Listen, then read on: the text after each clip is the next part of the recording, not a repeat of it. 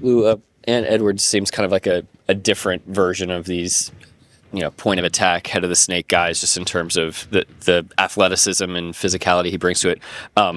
How do you approach this matchup, just kind of understanding his differences from, let's say, the Damian Lillard, Steph Curry, mold types? Yeah, as usual, just make it tough. He's a tall, big, aggressive guard. He likes to get to it. So I think it is going to be a full team defense. We got lower coverages and everything, and but nah, he's a tough matchup. Mark said, I was talking to him about what you've mentioned about the over and under screens and kind of varying that up. And Mark said it's not like decisions that you're making out there. It's all kind of like instinctual.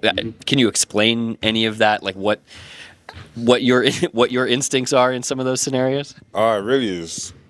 It always depends. Sometimes just how high the screen is, or like how much the guy's been going right after the screen or whatever. It's just a read. But I feel like now I'm getting so used to it. It's hard to explain. You know what I mean? But you know, it's always best to go over the screen. I would say that. And I guess, how much do your teammates kind of play into that? I know you're kind of like feeling for your screens with your hands, but also you're probably hearing from the bigs behind you as well. What kind of information are they giving you?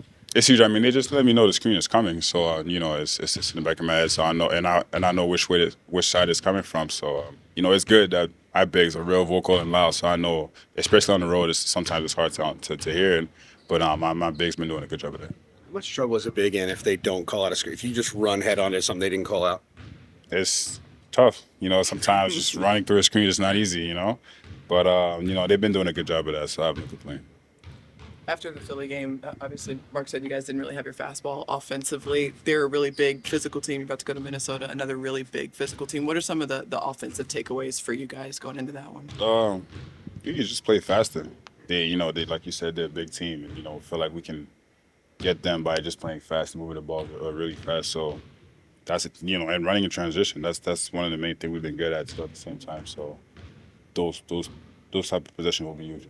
And then I was curious your perspective on Shai's defense. I mean, obviously he's been growing in that area over the course of his career, but he leads the league in steals. Just what have you seen from him in terms of his consistency on that end of the floor? It's just him being willing to sit down and guard, and he knows that he's good with his hands. He can feel where the ball is going and all that. So that's why he's the number one in steal. But just him having my back and being able to switch when he's calling the coverage, it's big. Just thinking about like the different threats that Minnesota has with Edwards. Conley's a different kind of guy.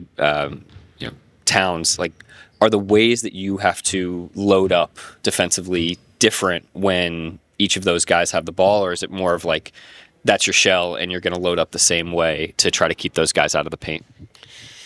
I mean, if a team gives you players you can cheat with, then you cheat. But good teams usually don't, and they're a good team. So they've got threats all over the court, good role definition, and I think their chemistry has really improved even since the start of the season. They seem to be playing in a really good flow together. It's going to be a great challenge for us on the road against a team that's a great half-court defense and that also has some offensive firepower. Yeah, I want to ask you about Conley specifically. He seems like a guy that's maybe just given some of the other star power elsewhere, maybe get a little bit lost in the shuffle, but he's 46% from three. And your thoughts on the way that he maybe fuels their team?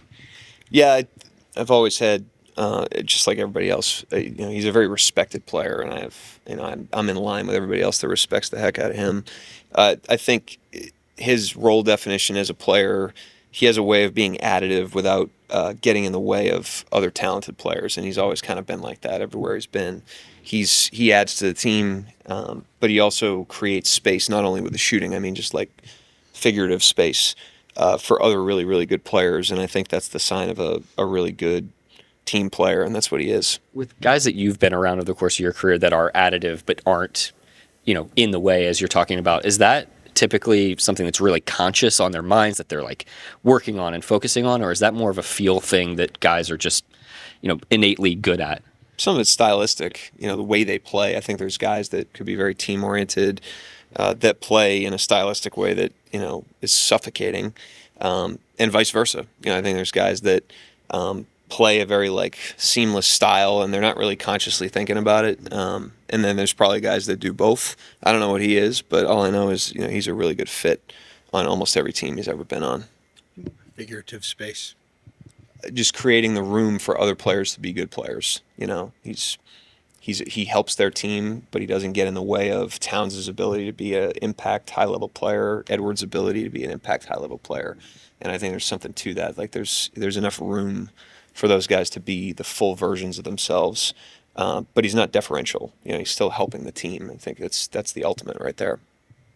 I know we've talked about Shea's improvement defensively a lot, and he leads the league in steals right now. Just what have you noticed about his consistency on that? And I know you mentioned he's a really great help defender, but it just seems like the steals consistently each night are something that continues to show up for him. I think some of it's his length, some of it is his engagement and care factor on that end, and some of it is his intelligence. It's been built over time, and his wisdom has really grown over time as he's played a lot of minutes, seen a lot of pictures.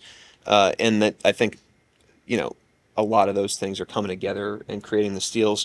Most of his steals are off ball, and so it's hard to give him all the credit because we also have point of attack guys that are taking on matchups that he could probably handle, but that he doesn't have to with our team, which allows us to unlock him as a help defender.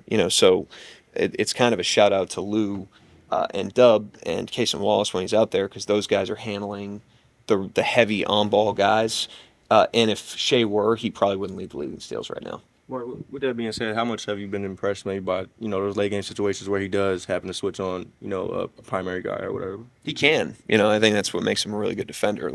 And not just late game. I mean, there's times we've done it a little bit this year, but we did it a lot last year. I remember there was a game in Orlando where we put him out there with like 4 shooters, and he's guarding Banchero. So there's times in the meat of the game where we could put a lineup on the floor that opens up more offensive space, but forces him to play up to a top end player, and he can definitely take those matchups. It's not that he's incapable of it. It's just that with the way our starting lineup's constructed, we've got 2 other guys that are really good on those guys, and he's also really good in the help. Like if you had him guard the main guys and had Lou in the help, you'd be making both of them a little worse defensively, because Lou, as good as he is on the main guys, he's not a great shell defender the way Shea is. And I don't think Shea has the impact. Shea would admit that. He doesn't have the impact on those guys that Lou does, at the point of attack. For a long time, I'm kind of interested in the way people's opinions about stats come and go. And for a long time, people used to say that you can't use steals to gauge how good a defender is because he might gamble, that sort of stuff. Now stocks, sort of steals and blocks, seems to be sort of a trendy stat. Are there metrics you look at defensively, or are you just looking at the game and saying this guy's a good defender? I think that's happening in evaluation for sure. And I'm not competent enough in evaluation or in stats to speak to that. So, but I do think those metrics are used in evaluating the impact of a defensive player in the draft and in free agency, not only here but around the league. For us, it's a system, and it's really what we're really evaluating is each player's ability to execute the job they have to do in the system in different situations, and grading that out. Because we have a firm belief that if we all do that well consistently, that our defense will be good. And so that's really those are the numbers for us. They're more like internal numbers. It's how are we charting out in the shell? How are we charting out in our coverages? How are we charting out an individual defense? First road trip after Thanksgiving. Any Christmas on the playlist this year? Not yet. It's early. But Ashley is a firm no Christmas music before Thanksgiving's over. That's right. So we didn't have any Christmas music prior to that, but maybe we'll start to crank it up here as we enter towards December. Favorite song? Favorite Christmas song? Yeah. Springsteen does Merry Christmas, Baby. Springsteen does Santa Claus is Coming to Town. And if you're a real deep cut Springsteen guy like myself, he hasn't released it, but he does a really good version of Blue Christmas. That's on YouTube. You can look at it. It's Springsteen Blue Christmas. But that's if you're really in there. So. A hard time believing it's better than Elvis's. Elvis is the best Blue Christmas. Yeah, no. I'm not saying he's better than Elvis. I mean, no offense to all the other great artists out there. He kills those songs though. Oh, of course.